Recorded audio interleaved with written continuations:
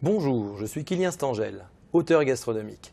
Et aujourd'hui, je vais tenter de vous répondre à la question « Comment choisir son apéritif ?» Alors l'apéritif est une boisson qui normalement doit se servir en début de repas car elle est là pour nous mettre en appétit. Or, depuis les années 80, nombre de personnes prennent en apéritif quelquefois un whisky. Le whisky est une eau de vie. Il risque de brûler vos papilles et de vous empêcher de découvrir l'entrée ou le premier mets de votre menu.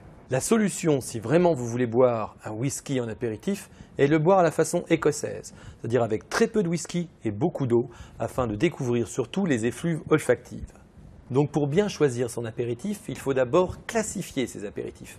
D'un côté, vous pouvez mettre les boissons rafraîchissantes sans alcool, puis toutes les apéritifs alcoolisés, séparés en deux grandes familles, ceux à base de vin et ceux à base d'alcool. Donc les apéritifs à base de vin, il y a différentes familles. Il y a par exemple les vins tout simplement qui peuvent être moelleux, légèrement sucrés, liquoreux, très sucrés, voire effervescents.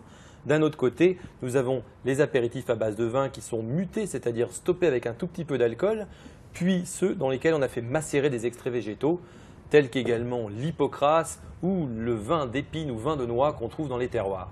Du côté des apéritifs à base d'alcool, nous avons différentes solutions.